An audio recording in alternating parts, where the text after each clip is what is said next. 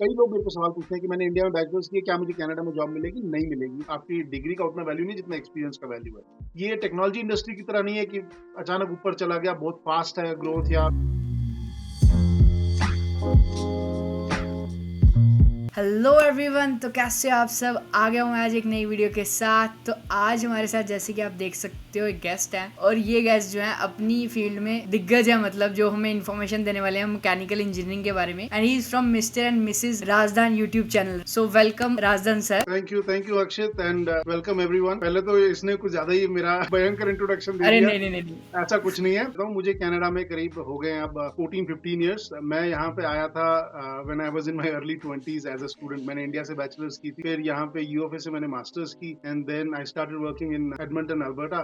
तो तब से मैं यहाँ पे हूँ and I work in basically oil and gas से रिलेटेड फील्ड में मैं काम करता हूँ। मेरा अपना एक, जिस तरह इसने बताया, यूट्यूब चैनल है, उसमें मैं रैंडम चीजें डालता रहता हूँ। जरूर चेक करना, लिंक मिल जाएगा आपको डिस्क्रिप्शन में। और एक चीज और जरूर बड़ी चेक करना। कोइंसिडेंट की है कि हम दोनों जम्मू से हैं और सेम सिटी से हैं, सेम लोकेलिटी से भी हैं। यार ये बहुत बहुत बढ़िया कोइंसिडेंस है कि मतलब अगर हम अपने घर से मैं इसके घर की तरफ जाऊं तो शायद 5 से 10 मिनट का वॉक है, उससे ज्यादा नहीं है। तो हमने जो टॉपिक चूज किया आज का वह मैकेनिकल इंजीनियरिंग, सारी चीज़ों के बारे में बात करेंगे। स्कोप कैसा है, सैलरी कैसी है, कौन सी प्रोविंसेस में आपको मतलब फ़ायदा होगा उस चीज़ का, और कौन सी ऐसी प्रोविंसेस है जहाँ पे लाइक बहुत ज़्यादा बड़ा सेक्टर है उस चीज़ का। तो मेक श्योर करना पूरी वीडियो देखना, बीच में स्किप मत करना। तो चलो जल्दी से वीडियो शुरू करते हैं और बात करते हैं सबसे पहले की स्कोप और लाइसेंस। अगर कनाडा को देखा जाए तो कनाडा और यूजुअली चलो हम इंडियन पर्सपेक्टिव से बात करते हैं कि जो इंडिया का ऑडियंस है, क्योंकि मैक्सिमम लोग वहीं से यहाँ आते हैं। तो जो इंडिया में मैकेनिकल सेक्टर है, इट इज प्रेडोमिनेटली मैन्युफैक्चरिंग ओरिएंटेड। काफी ज्यादा मैन्युफैक्चरिंग का काम होता है इन मैकेनिकल सेक्टर, बट यहाँ पे इतना ज्यादा नहीं है। यहाँ पे नो डाउट मैकेनिकल में मैन्युफैक्चरिंग है, but that is only limited to if you go to Ontario और यू गो टू क्यूबेक। जिस तरह ओंटारियो में आपका ऑटोमोबाइल सेक्टर हो गया या क्यूबेक में आपका एयरक्राफ्ट इंडस्ट्री वगैरह हो गई, बट कनाडा को जिस तरह जाना जाता है, it is basically country which has lot of natural resources. For example अगर आप कनाडा में देखें, यहाँ पे ऑयल बहुत ज्यादा है। It is among the top 3 और 4 कंट्रीज इन द वर्ल्ड, मतलब जितना इनके पास ऑयल है। Then if you look at Canada, यहाँ पे पोटैश बहुत ज्यादा है। It's one of the largest producers of potash. यहाँ पे यूरेनियम ज्यादा है, मतलब रिसोर्स रिच कंट्री है। तो यहाँ पे मैकेनिकल इंडस्ट्री जो है वो उन सेक्टर्स में भी काफी ज्यादा यूज होती है, लाइक माइनिंग या जो ये बाकी सारे ऑयल एक्सट्रैक्शन, रिफाइनिंग या फिर आपके नेचुरल गैस वगैरह, इन सब चीजों में भी मैकेनिकल इंडस्ट्री का बहुत ज्यादा स्कोप है। And same goes for your other core fields. For example electrical को लेके चले आप या सिविल को लेके चले, स्कोप ऑलमोस्ट सिमिलर है। जब मैं मैकेनिकल की बात करूंगा इन दीज इंडस्ट्रीज, तो ये बाकी सिविल और इलेक्ट्रिकल के लिए भी यही है। अप्रोक्सीमेटली 19-20 का फर्क होता है, बट ज्यादा फर्क नहीं होता है। आप सेम लेके चल सकते। ओके, तो मतलब कनाडा में स्कोप है, पर ऐसी कोई ऐसी प्रोविंस है जो डोमिनेट करती है सेक्टर को, या कोई ऐसी मतलब जगह जहाँ पे ये चीज काफी ज्यादा boom. I think Alberta, Calgary वाली साइड पे, अल्बर्टा वाली साइड पे काफी ज्यादा इस चीज का वो चीज मतलब देखी जाती है। बिल्कुल बिल्कुल बिल्कुल सही कहा आपने। लेकिन इसको अगर हम दो फैक्टर्स लेके चले, one is quantity and second is quality. तो क्वांटिटी में मेरे, अगर आप देखें तो क्वांटिटी में मेरे कहने का मतलब है कि number of mechanical engineering job, तो जो नंबर ऑफ जॉब्स है वो ओंटारियो में ज्यादा, क्योंकि ओंटारियो में मैन्युफैक्चरिंग सेक्टर, ऑटोमोबाइल वगैरह काफी उधर प्रोडोमिनेंट है, तो नंबर ऑफ जॉब्स ओंटारियो में ज्यादा है। बट अगर हम क्वालिटी की बात करें in terms of your annual compensation या आपकी अर्निंग कैपेसिटी, वो आपकी ज्यादा अल्बर्टा में आ जाती है, क्योंकि यहाँ पे ऑयल एंड गैस इंडस्ट्री है। और जो ऑयल एंड गैस इंडस्ट्री है, दे आर यूजुअली ग्लोबली उनको बोला जाता है कि दे आर प्रीटी गुड पे मास्टर्स। मतलब अगर आप कंपेयर करें ओंटारियो और अल्बर्टा को, तो अल्बर्टा में मैकेनिकल इंडस्ट्री जो है ये टक्कर देती है सॉफ्टवेयर को इन कंपनसेशन। ओके। हमेशा बात करते हैं कि जो सॉफ्टवेयर इंजीनियर्स है दे आर हाईली पेड, या जो टेक्नोलॉजी सेक्टर में काम करते हैं they are highly paid. But अगर आप मैकेनिकल इंडस्ट्री इन अल्बर्टा देखें, specially when they work in oil and gas sector और डायरेक्टली और indirectly related to that sector, they can easily give a good fight to software engineers. And मैं खुद ऐसे कई लोगों को जानता हूं जो मतलब अपने लेवल ऑफ एक्सपीरियंस में they make more than software engineers. That's good, फिर तो बहुत अच्छी बात है। लाइक फिर मतलब ये है कि अगर आपको अपॉर्चुनिटीज कई जगह मिल जाती हैं, ओंटारियो में भी अगर आप आना चाहो यू हैव अपॉर्चुनिटीज, और अल्बर्टा वाली साइड भी आना चाहो तो आपके पास अपॉर्चुनिटीज है। तो मैंने कई ज़्यादा बार ये भी सुना है कि लाइसेंस का कुछ इशू रहता है। लाइक आप जैसे कनाडा में पता है आपको, अगर आप इंजीनियर हो you can't work without the license, right, क्योंकि हर प्रोविंस का अपना अपना लाइसेंस का हिसाब होता है। तो अगर कोई इंडिया से बैचलर्स करके आ रहा है मैकेनिकल में और उसको यहाँ यहाँ पे आने के लिए क्या क्या रिक्वायरमेंट्स है in order to work as an engineer? तो इसमें दो चीजें हैं, एक तो आपने इंजीनियरिंग की है और दूसरा आप एज ए इंजीनियर काम कर रहे हैं, ये दो अलग चीजें हैं। फॉर एग्जाम्पल अगर आपने लेट अस अज्यूम की मैकेनिकल इंजीनियरिंग की है, बट अगर आप प्रोजेक्ट मैनेजमेंट में काम कर रहे हैं या अगर आप सप्लाई चेन में काम कर रहे हैं, तो आपको उसमें लाइसेंस की जरूरत नहीं है। या अगर आप लीन मैन्युफैक्चरिंग साइड पे हैं, सिक्स सिग्मा वगैरह के स्पेशलिस्ट हैं, आपको उसमें लाइसेंस की जरूरत नहीं है। But if you are mechanical engineer and you go into deep mechanical field, for example you are designing plants और if you are designing other equipment, जिससे आप ऑटोमोबाइल डिजाइन करते हैं, तो जब आप ऐसे डिजाइनिंग फील्ड वगैरह में जाते हैं, तो आप as a core mechanical engineer काम करते हैं और आपको इन सब में काम करने के लिए लाइसेंस की जरूरत पड़ती है। तो बेसिकली लाइसेंस के लिए क्या है कि every province has their own body. जिस तरह अल्बर्टा में एपेगा है, इसी तरह every province has a different body which governs, controls और रेगुलेट दिस होल सेक्टर। तो आप अगर आप इंडिया से यहाँ पे आते हैं, तो आपको पहले अपने क्रेडेंशियल्स उनको सबमिट करने पड़ते हैं। तो उसमें आपको बेसिकली अपने ट्रांसक्रिप्ट वगैरह सबमिट करने पड़ेंगे, वो आपका प्रोफाइल इवेल्युएट करेंगे एंड आपका लेवल ऑफ एक्सपीरियंस इवेल्युएट करेंगे। फिर उसके बाद दो स्टेप हो सकते हैं। अगर उनको आपका लेवल ऑफ एक्सपीरियंस और एजुकेशन, फॉर एग्जांपल अगर आप किसी ईयर 1 इंस्टीट्यूट से, for example if you are from any of the IIT या आप एनआईटीज वगैरह से, और आपका एक्सपीरियंस भी अच्छा, तो आपका एक स्टेप इजी हो जाता है कि वो आपको फिर एग्जाम देने को नहीं बोलते हैं, वो आपको सीधे बोलते हैं एथिक्स का एग्जाम दो and they sometimes give you the license direct. फिर दूसरा तरीका होता है कि अगर आप यहाँ पे आते हैं एंड वो आपका क्रेडेंशियल्स वगैरह चेक करते हैं, उनको लगता है कि भाई ही needs to take fundamentals of engineering exam, तो उसमें आपको फंडामेंटल्स ऑफ इंजीनियरिंग का एग्जाम देना पड़ता है और उसके बाद वो आपको एथिक्स का एग्जाम देने को बोलते हैं and then you get it. फिर इन दोनों स्टेप्स में क्या होता है कि आप जब आते हैं यहाँ पे, आपको एज ए ईआईटी रजिस्टर करना ही पड़ता है and when you are EIT you are basically an engineer in training. तो उसमें आपको किसी पीएंज का मतलब है प्रोफेशनल इंजीनियर, किसी पीएंज के अंडर आपको 4 साल काम करना पड़ता है। तो वो पीएंज काइंड ऑफ आपका रेफरेंस देता है at the end of 4 years कि आप जाके आई रेफर यू कि आपका काम बहुत अच्छा सेटिस्फैक्टरी है and now you can work independently as a PEng. Okay alright, सही है। मतलब इतना कुछ डिफिकल्ट प्रोसेस नहीं है, बस ये कि थोड़ा सा मतलब अगर आपने एनआईटी आईआईटी अच्छे इंस्टीट्यूट से की हुई अपनी इंजीनियरिंग, थोड़ा सा एक स्टेप इजी हो जाता है और बाकी मतलब हमें 4 years तक लग जाते हैं इंजीनियर का लाइसेंस लेने में। ऐसा नहीं है कि आपको 4 साल वेट करना है एज ए इंजीनियर काम करने के लिए, आप स्टार्टिंग से ही एज ए इंजीनियर काम कर सकते हैं। आपके पास अगर ईआईटी का डिजिग्नेशन है, अगर उन्होंने आपको एज ए ईआईटी ले लिया, तो आप एज ए इंजीनियर काम कर सकते हैं। बट इतना है कि आपको किसी पीएंज के अंडर काम करना है, तो आपका जो एम्प्लॉयर होगा उसके पास आप वही रोल के लिए अप्लाई कर सकते हो जिसमें उसको एज ए ईआईटी। बट मेरे दिमाग में क्वेश्चन है, जैसे अगर किसी ने बैचलर्स किया, आपको लगता है कि बैचलर्स के बाद यहाँ पे मास्टर्स के लिए आना चाहिए उसको जैसे आप आए, या फिर बैचलर्स के बाद डायरेक्ट अगर वो जॉब देखना चाहे, या फिर डिप्लोमा 1 or 2 years का short diploma, post graduation diploma जो कि ग्रेजुएशन के बाद करके आ सकते हैं? या एक साथ ही मैं इसके क्वेश्चन एड ऑन करना चाहूंगा कि जैसे डिप्लोमा के बाद अगर या फिर 12th के बाद ही आ रहे हैं, तो बैचलर्स प्रेफर्ड है इस फील्ड में या डिप्लोमा? मैं ये सारा क्लियर कर देता हूँ। तो सबसे पहले मैं ये बोलता हूँ कि अगर आपने सिर्फ बैचलर्स की है इंडिया से और आप यहाँ पे जॉब ढूंढने आएंगे, आपको बहुत डिफिकल्ट होगा। And I will be very honest with you कि अगर आपने इंडिया में बैचलर्स की है, एंड कई लोग मेरे को सवाल पूछते हैं कि मैंने इंडिया में बैचलर्स की है, क्या मुझे कनाडा में जॉब मिलेगी? नहीं मिलेगी। कि जो यहाँ पे एम्प्लॉयर्स है वो दूसरी कंट्री से लोग नहीं लेते हैं। It is not like middle east, क्योंकि मिडिल ईस्ट में मैन पावर की बहुत कमी है, कनाडा में उतनी कमी नहीं है मिडिल ईस्ट जितनी। तो यहाँ पे ये अपने स्टूडेंट्स को पहले प्रेफरेंस देते हैं। और किसी भी एम्प्लॉयर को अगर बाहर से किसी और कंट्री से कोई और हायर करना है, इसका बहुत लंबा चौड़ा प्रोसेस है। पहले उनको लेबर मार्केट ओपिनियन लेना पड़ता है एंड ये लेने में बहुत डिफिकल्टी होती है and nobody wants it because उनको इजीली लोकली काफी अच्छा टैलेंट यहाँ पे मिल जाता है। तो ये आपका दूसरा सवाल उठाते हैं कि अगर कोई यहाँ पे आता है, उसको बैचलर्स करनी चाहिए या फिर 12th के बाद क्या करना चाहिए? तो अगर 12th के बाद वो आके यहाँ पे 4 साल लगा सकता है, तो आई would always prefer bachelors. Diploma से अगर आप कंपेयर करें, बैचलर्स को मैं हमेशा इसलिए प्रेफरेंस देता हूँ कि आपका करियर ग्रोथ बैचलर्स में ज्यादा होता है कंपेयर टू डिप्लोमा। आपके पास ऑप्शंस बहुत ज्यादा खुल जाते हैं। कई लोग डिप्लोमा करते हैं कि भाई फटाफट खत्म हो जाएगा एंड देन पीआर हो जाएगा, सिटीजनशिप हो जाएगी, वी विल स्टार्ट वर्किंग। मैं उसमें ये कहता हूँ कि ठीक है, उस हिसाब से देखो तो बहुत अच्छा है कि भाई अगर आपका टारगेट सिर्फ पीआर लेना है तो फिर ठीक है भाई, डन कर दो, जॉब ले लो और be done with it. But अगर आप एक करियर ग्रोथ के हिसाब से देख रहे हैं तो देन डू बैचलर, क्योंकि आपके सामने फिर ज्यादा अपॉर्चुनिटीज खुल जाती है। फिर इंडिया से अगर किसी ने बैचलर्स किया हुआ है और वो कनाडा आता है, तो should he do masters, should he do PG diploma, क्या करना चाहिए उसको? तो मैं हमेशा प्रेफरेंस देता हूँ मास्टर्स को, एंड मास्टर्स में भी मैं देता हूँ प्रेफरेंस हमेशा थीसिस बेस्ड मास्टर्स को, फिर दूसरे नंबर पर कोर्स बेस्ड मास्टर्स को, और फिर मैं देता हूँ प्रेफरेंस पीजी डिप्लोमा।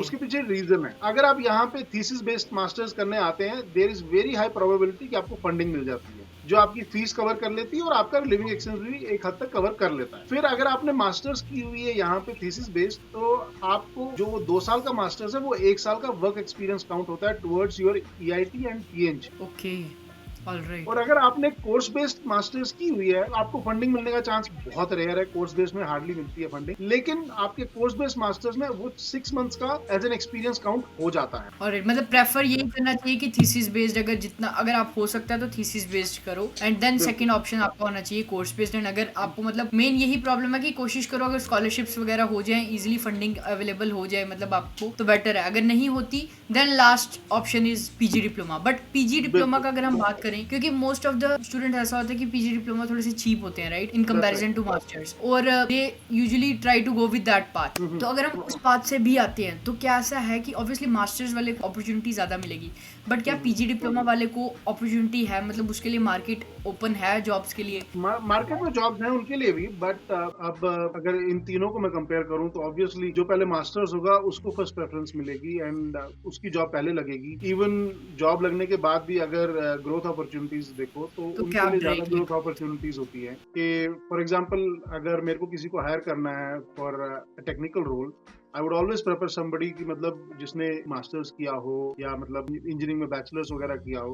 और अगर किसी ने सिर्फ डिप्लोमा किया है तो मैं उसके लिए फिर एक वैसा रोल देखूंगा कि भाई इसके लिए ये रोल फिट होता है कि नहीं होता है। तो सब लोगों के लिए अपने अपने अलग अलग रोल्स हैं, तो जो जिस रोल में फिट होगा वो उसी में जा सकता है। बिल्कुल बिल्कुल, आई गॉट इट। और सर सैलरी क्या एक्सपेक्ट कर सकते हैं इस फील्ड में? लाइक सॉफ्टवेयर की सबने सुना हुआ है, सारी बाकी और चीज़ अकाउंटेंट्स वगैरह सबको पता है कि इतनी सैलरी पैकेजेस, मतलब एक रफ एस्टिमेट देखा जाए, एक एंट्री लेवल अगर हम जॉब देखें और ओवर द ईयर्स ग्रोथ भी देखें, तो किस हिसाब से आपको लगता है कि सैलरी कितनी स्टार्टिंग होनी चाहिए, एंड देन मूव फॉरवर्ड, क्योंकि लोगों को ये भी क्वेश्चन रहता है। एंट्री लेवल में क्या होता है कि अगर आप एंट्री लेवल जॉब लेना के बारे में सोचे after just finishing your bachelors, या अगर आपने मास्टर्स भी किया but you do not have any experience, यहाँ पे एक्सपीरियंस का बहुत ज्यादा वैल्यू है, आपकी डिग्री का उतना वैल्यू नहीं जितना एक्सपीरियंस का वैल्यू। तो आपने अगर बैचलर्स किया हुआ है एंड आप मार्केट में गए हैं एंट्री लेवल जॉब लेने के लिए, तो you should expect to start somewhere between 60 to 80।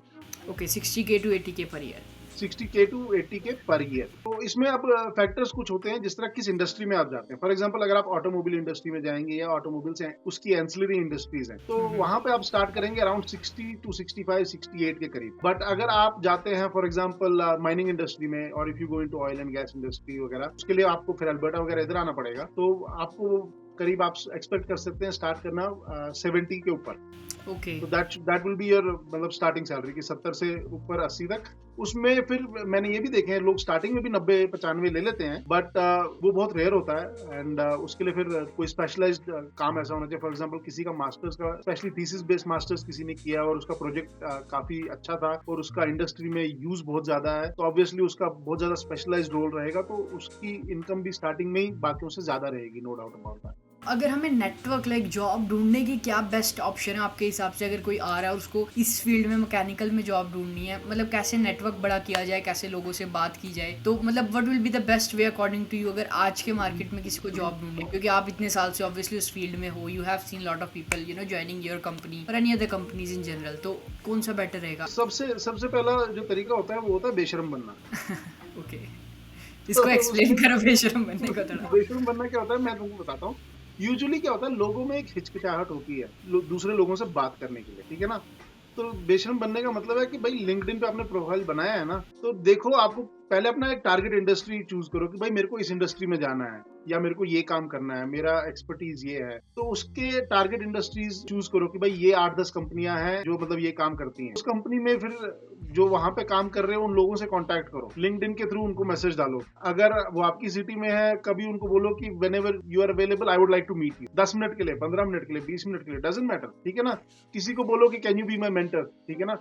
People love to do that. ऐसा नहीं है कि मतलब people are not willing to help you, people are willing to help you, but उसका तरीका होता है कि अब जिस तरह आप अगर किसी को आपने कोई ग्रुप ज्वाइन किया लिंक्डइन पे या कुछ, आप वहां पे सिर्फ उसको मैसेज डाल रहे हो कि भाई नौकरी है नौकरी है नौकरी है नौकरी है, वो तांगा जाएगा। बट आपका अगर कुछ कंट्रीब्यूशन भी है उस ग्रुप में, फॉर एग्जांपल अगर उस ग्रुप में कोई डिस्कशन चल रहा है, कुछ चल रहा है, and if you can contribute in some positive way, तो लोगों को आपकी वर्थ पता चलती है कि भाई हाँ ये आदमी कंट्रीब्यूट कर रहा है। एंड आपका एक बार जब रिलेशन किसी के साथ बन जाता है कि आपने उसको लिंक्डइन पे 1-2 साल से आप कांटेक्ट कर रहे हैं, ऑफ एंड ऑन उससे मैसेज बात हो रही है और व्हाटएवर, उसने कुछ पोस्ट डाला है and you comment and all that, तो जब 2 साल बाद उस कंपनी में ओपनिंग निकलेगी तब आप उसके पास अप्रोच कर सकते हैं कि यार तेरी कंपनी में ये रोल है, I am interested in this, will you be willing to refer me, और will you be able to direct me, कि मतलब ये आदमी जो इसका हायरिंग मैनेजर है मैं उससे डायरेक्टली बात करना चाहता हूँ। तब वो आदमी काफी विलिंग होगा, क्योंकि क्योंकि you have already built that relationship की पिछले 1-2 साल से ऑफ एंड ऑन आपने लिंक्डइन पे कुछ ना कुछ एक्सचेंज किया है। डोंट जस्ट मतलब बिल्कुल जॉब पे मत आ जाओ, एटलीस्ट थोड़ी लाइक कॉन्वर्जेशन को फॉरवर्ड उस हिसाब से करो कि डोंट सीम लाइक कि आपको बस जॉब चाहिए, लाइक एक एग्जैक्टली रिलेशनशिप बिल्ड करो, देन ऑब्वियसली उसको भी पता है कि you are in need of a job, और लाइक एवरीबडी नोज कि you are contacting them on LinkedIn, तो कुछ ना कुछ या तो कनेक्शन के लिए होगा या तो कुछ ऐसा जॉब का ही मेन होगा। बट ये है कि हमें डायरेक्टली पुट आउट नहीं करना है कि हमें जॉब चाहिए, but just maintain that relationship and go forward with that, right? Exactly. और क्या करो कि आप जिस तरह फॉर एग्जांपल अपने किसी भी सिटी में हो, वहां पे फॉर एग्जांपल सोशल गैदरिंग्स में जाते हो, चाहे आप किसी घर जा रहे हो पार्टी में, या मंदिर जा रहे हो, या गुरुद्वारे जा रहे हो, कहीं भी जा रहे हो, लोगों से बात करो। अगर आपको पता चलता है कि कोई इस इंडस्ट्री में है तो उसको अप्रोच करो, यू नो, उससे बात करो, उससे इन्फॉर्मेशन लेने की कोशिश करो। ये तरीके हैं बेसिकली। नेटवर्किंग सबसे ज्यादा जरूरी नेटवर्किंग है। ऐसा नहीं कर सकते हैं कि रैंडम एक दिन आपने डिसाइड कर लिया कि अब मेरे को जॉब करनी है और अब दुनिया में हर कोई मेरी हेल्प करेगा, ऐसा नहीं होता है। में जॉब मिल जाएगी वो बहुत कम होगा आपको। नेटवर्क इंडीड पे भी जॉब्स मिल जाती है, बट यही है कि आपके जितना LinkedIn is the most important tool according to me. और मतलब आपको भी ये लगता होगा कि अगर आपको नेटवर्क करना है, और अगर आपको, क्योंकि इंडिया में लिंक्डइन का इतना कॉन्सेप्ट है ही नहीं, लाइक अभी भी देखा जाए तो लिंक्डइन मतलब बैचलर्स वालों को कुछ को पता होगा कि लिंक्डइन क्या टूल है, लेकिन इधर आके लोगों को पता लगता है कि लिंक्डइन जैसी कोई चीज़ है। तो लाइक अगर आप इंडिया में हो, अभी से ही वो चीज़ शुरू कर दो और उस हिसाब से नेटवर्क करना शुरू कर दो, ताकि डाउन द लाइन जब आप यहाँ पे आओ यू हैव दैट एडवांटेज, तो उस चीज़ का आपको फ़ायदा हो। तो अगर हम लास्ट चीज़ पूरा रैप अप करने के लिए करें, तो इसके फ्यूचर, इस जॉब, इस इंडस्ट्री, मतलब इस डोमेन के मैकेनिकल इंजीनियरिंग इन जनरल, क्या उसके फ्यूचर प्रोस्पेक्ट्स आपको लगता है कि मतलब इंडस्ट्री कैसी आगे जाने तक, कि आगे अगर हम 5-10 साल देखें तो do you think anything will change for the better और फॉर द वर्स? देखो यार, ये ऐसी इंडस्ट्री है जो हर जगह यूज होती है। चाहे तुम्हारी ऑटोमोबाइल है, चाहे पुराने जमाने की गाड़ियां देखो और टेस्ला देखो, हर जगह मैकेनिकल इंडस्ट्री है। दुनिया में माइनिंग, ऑयल एंड गैस वगैरह, ये सब में अभी जरूरत है हमें। हमने अभी ऐसा कुछ हासिल नहीं कर लिया कि हमने ऑयल को पीछे छोड़ दिया। We are still dependent on it and we will be dependent on it for easily 40 to 50 years। या फिर अगर आप बाकी इंडस्ट्रीज देखो, स्पेस इंडस्ट्री देखो, हर जगह मैकेनिकल इंडस्ट्री एक ऐसी इंडस्ट्री है जो हमेशा रहने वाली है। हम चाहे जितनी भी तरक्की करें as a human being, but आप इसको खत्म नहीं कर सकते हैं। तो अगर लोग ये पूछते हैं कि इसका स्कोप कैसा है, इसका स्कोप ऐसा है कि ये कंसिस्टेंट रहेगा। ये टेक्नोलॉजी इंडस्ट्री की तरह नहीं है कि अचानक ऊपर चला गया, बहुत फास्ट है ग्रोथ या बहुत अमेजिंग ग्रोथ है, बट ये ऐसी इंडस्ट्री है जो कि हमेशा रहने वाली है और एक स्टेडी पेस पे ये रहेगी। और ये ऐसी इंडस्ट्री है जिसकी जरूरत है हर इंडस्ट्री को। Okay, alright. तो sir thank you so much, मतलब इतनी सारी इन्फॉर्मेशन पता लग गई हमें। और बाकी भी अगर किसी को कोई चीज़ जाननी है, सर को इंस्टाग्राम पे फॉलो कर, मैं इंस्टाग्राम का भी लिंक, यूट्यूब का भी लिंक, लिंक्डइन का भी लिंक, सारे लिंक्स आपको नीचे मिल जाएंगे ताकि आप सर को इजीली रीच आउट कर सको। तो यही था आज की वीडियो के लिए। Thank you so much sir again for coming and लोगों को इन्फॉर्मेशन देने के लिए। यूट्यूब पे जरूर सब्सक्राइब करना, क्योंकि ट्रैवल सर बहुत करते हैं और ट्रैवल के व्लॉग्स मैंने भी कई देखे, बहुत अच्छे व्लॉग लगे मुझे। तो यही था आज की वीडियो के लिए। Till then take care, bye bye guys. Any last word sir for my audience? Thank you so much. Thank you, Akshit. Thank you so much. And thank you everybody for listening to us. And I look forward to talking to you guys more and more often. And yeah, stay safe and stay blessed. Thank you so much guys. See you in the next video.